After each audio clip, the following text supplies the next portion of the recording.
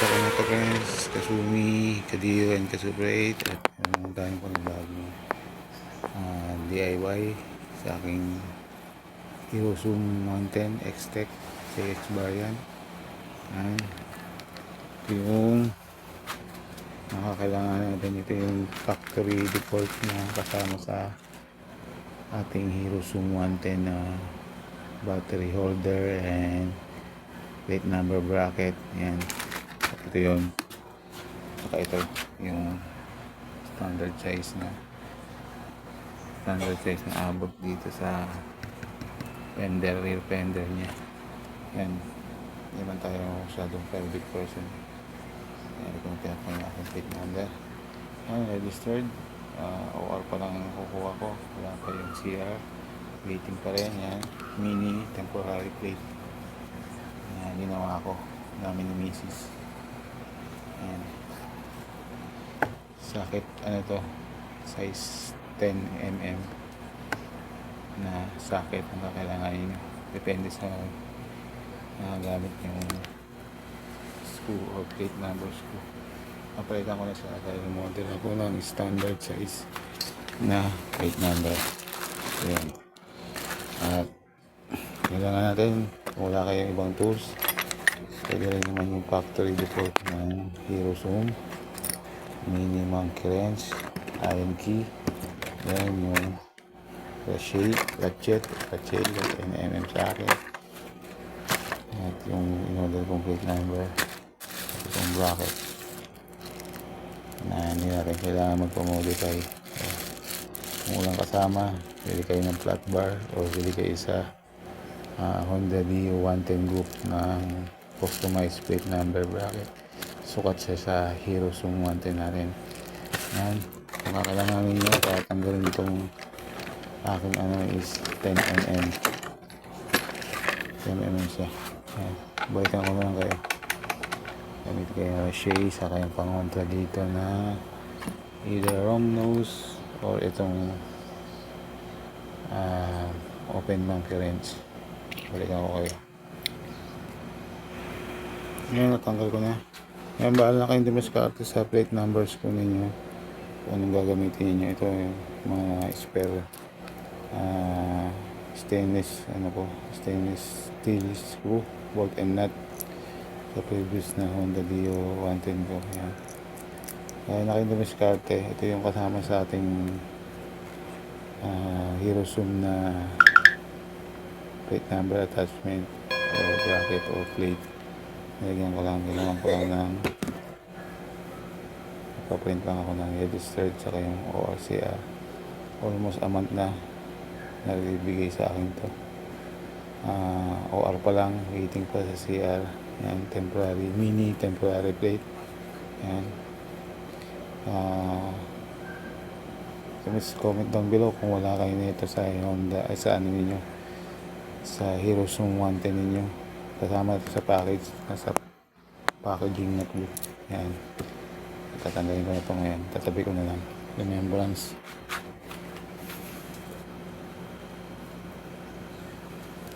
Sakit 10, hindi ko na alam yung thread nya kung 4 or 5mm. Wala kayo dumiskarte. And dito sa kasama another bracket na ito maliit. Ay narinig kung parang dumiskarte. Dalhin nyo lang sa mga bolt and nut screw na store. At bumili nga ako nito.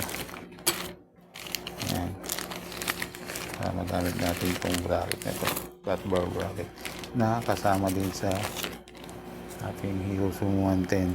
Yan, either 2 or 4mm siya na wala na, hindi ko din alam. Dinala ko lang din to, tapos pinakita ko to, sinukat dito. Yan, bumili akong set. Pakita ko sa inyo muna.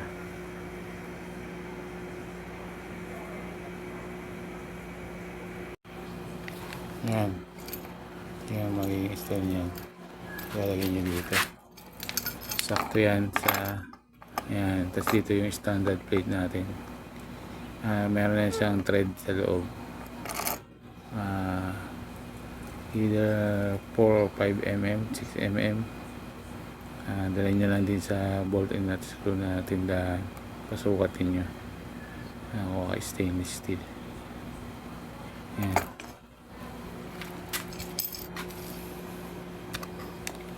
At kailangan natin yan. Kailangan nyo dito is na Allen key is 4 mm na Allen key.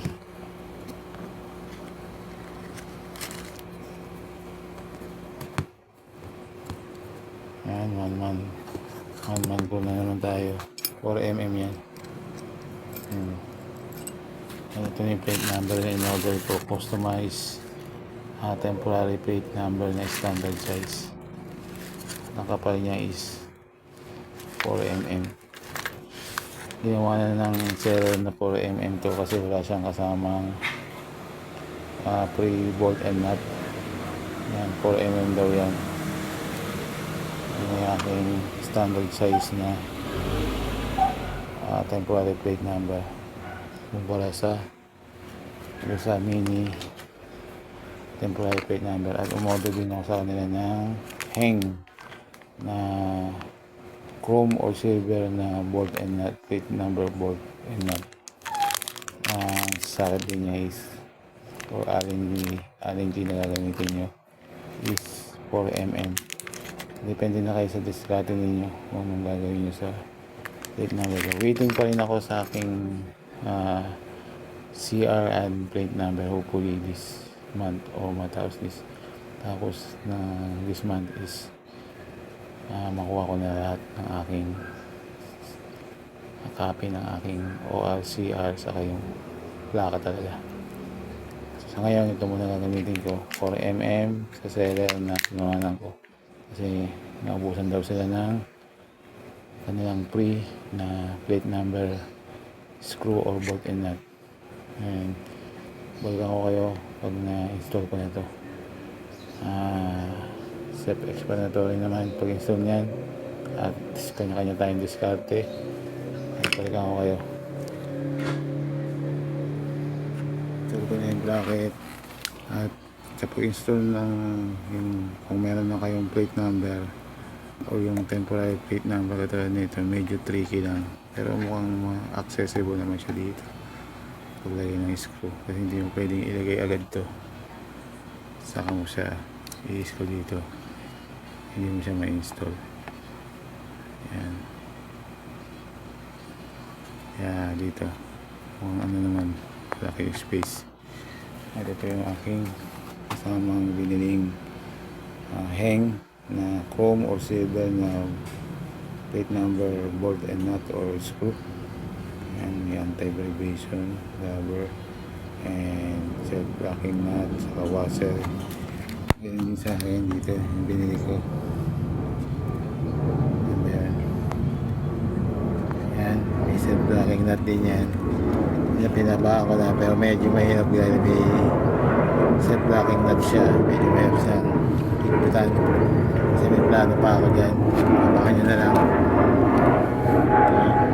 Ayun kayo, install na natin itong aking standard size na temporary plate number. Balikan ko kayo.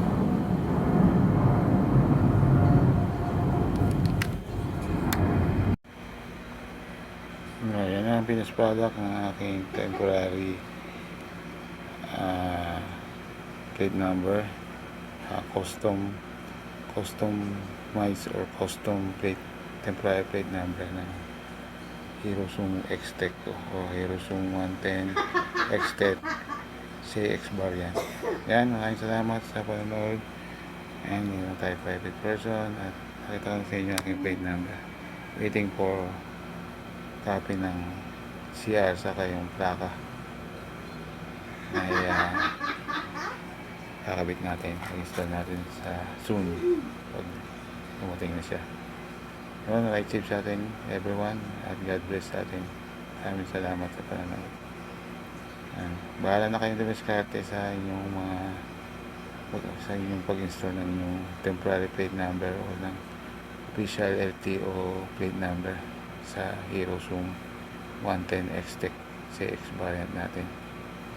Ride safe.